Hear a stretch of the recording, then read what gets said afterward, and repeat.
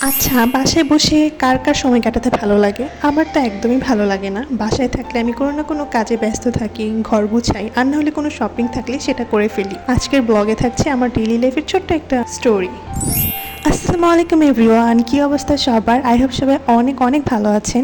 চলে আসলাম নতুন আরেকটা ব্লগ নিয়ে। তো সেদিন সকালবেলা ঘুম থেকে উঠে আমি একটু আমার স্কিন কেয়ারটা করে নিই। আমার স্কিন হচ্ছে খুবই সেন্সিটিভ আর একনি প্রোন স্কিন, তো আমি সবসময় ট্রাই করি ময়শ্চারাইজার আর হচ্ছে সানস্ক্রিন ইউজ করতে, কারণ এই দুটো জিনিস স্কিনকে খুব ভালো রাখতে হেল্প করে। তো আমার স্টকে আপাতত এই তিনটা সানস্ক্রিনই আছে। এর মধ্যে লোটাসের সানস্ক্রিনটা আমি বেশি ইউজ করি, আর এটা হচ্ছে জেল ফরম্যাটে, আর যেটা আমার স্কিনে খুব ভালো স্যুট করে। আর আমার মনে হয় যে যাদের অ্যাকনে প্রোন স্কিন তাদের জন্য জেল ফরম্যাটের সানস্ক্রিনগুলো খুব ভালো হবে। অন্যান্য সানস্ক্রিনগুলো কিন্তু মুখটা খুবই অয়েলি করে ফেলে। আমার মতো কে কে আছো যে বাসা সারাক্ষণ গুছিয়ে রাখতে পছন্দ করো? আমি তো অনেক পছন্দ করি, কারণ ঘর এলোমেলো থাকলে আমার কাজে একদমই মন বসে না, আর হচ্ছে আমার মুডও খুব একটা ভালো থাকে না। আমি অলওয়েজ ট্রাই করি বাসাটাকে টিপটপ বা গুছিয়ে রাখতে।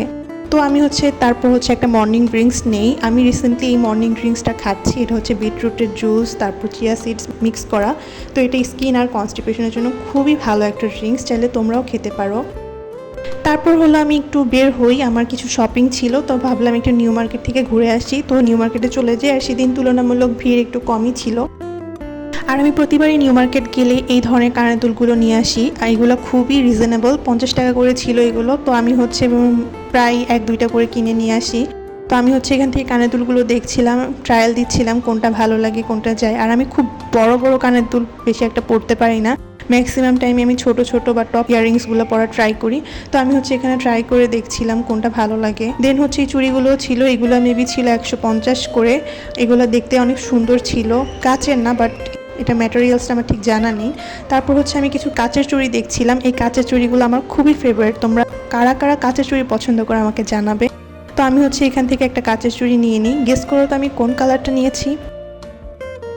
তারপর এই দেখো মেয়েদের সব থেকে ফেভারিট কর্নার, এই অ্যান্টিকের জুয়েলারিগুলো এত সুন্দর, মানে কি আর বলবো, মানে আমি তো এখান থেকে সরতেই পারছিলাম না। আমি এখানে কানের দুল আর হচ্ছে গলার সেটগুলো দেখছিলাম। তো আমি এখান থেকে একটা গলার সেট নিয়েছিলাম, যেটা খুবই সুন্দর ছিল। তারপর বাসায় চলে আসি, আর সন্ধ্যার দিকে আমার জামাই আমার কাছে আবদার করছিল সে নাকি রামেন টাইপের নুডলস খেতে চাচ্ছে। তো আমি ভাবলাম ঠিক আছে, আমি কোরিয়ান টাইপের যে রামেনগুলো থাকে সেটাই বানাই, আমার কাছে যা আছে তা দিয়েই। ইনস্টাগ্রামে আজকাল তো খুবই ট্রেন্ডে চলছে এই কোরিয়ান রামেনগুলো। তো আমি হচ্ছে ম্যাগি স্পাইসি নুডলসটা হচ্ছে ফার্স্টে সিদ্ধ করে নিই, দেন হচ্ছে আমি একটা সসেসও দিয়ে দিই, যেহেতু আমার কাছে ছিল। তোমরা চাইলে এটা স্কিপও করতে পারো। আর দেন আমি একটা সস বানাই, এখানে হচ্ছে টমেটো সস, সয়া সস, তারপর বারবিকিউ সস মিক্স করি, আর তার মধ্যে হচ্ছে একটু তেল গরম করে সিসিমি সিড ভেজে সেটা হচ্ছে দিয়ে দিই। দেন আমি নুডলসটার সাথে সসটা খুব ভালো মতো মিক্স করে নেই। এটা খেতে খুবই ঝাল ছিল, কারণ আমি হচ্ছে স্পাইসি নুডলসটা ইউজ করেছিলাম, এই জন্য ওটার মশলাটাও ইউজ করেছি। এটা খেতে খুবই ঝাল হয়েছিল। তো এই তো আমি আমার জামাইকে দিলাম, সে তো খেয়ে খুবই খুশি হয়েছিল, আর তার কাছেও ভালো লেগেছে, ইভেন আমার কাছেও অনেক ভালো লেগেছিলো। এভাবে আসলে নুডলস করে খেতে বা রামেন করে খেতে আসলেই ভালো লাগে। তো যাই হোক, তারপর হচ্ছে এই ঝালঝাল নুডলস আর রামেন খাওয়ার পর মনে হচ্ছিল একটু কোল্ড কফি না খেলে তো জমছে না। আমি হচ্ছে আমার মতো করে একটু কোল্ড কফি বানিয়ে নিই। আমার বাসায় সবসময় হচ্ছে আইসক্রিম থাকে, আর আমি কোল্ড কফি বানালে আমি হচ্ছে আইসক্রিমটা ইউজ করি, এটা শেকের মতো খেতেও খুব মজা লাগে। আর ইউজুয়ালি না হলে আমি কফি একদম গরম পানিতে জাস্ট কফিটা ঢেলে চিনি মিক্স করে খেয়ে ফেলি। তো এখানে আমি হচ্ছে পোলারের আইসক্রিমটা দিয়েছি, আর হচ্ছে ছোট্ট একটা আমার কাছে কফির জার ছিল, তো সেই কফিটা ইউজ করি, আর আমি কিছু বরফ ইউজ করি। তারপরেই তো সবগুলোকে একসাথে ব্লেন্ড করে নিই। তারপর তো আমার কফি একদম রেডি, আর আমি আমার গ্লাসটাকে হচ্ছে ডিপ ফ্রিজে হচ্ছে আধা ঘন্টা রেখেছিলাম। এতে কফিটা খেতে আরও ঠান্ডা ঠান্ডা হয়, আর খেতে তো আরও বেশি মজা লাগে।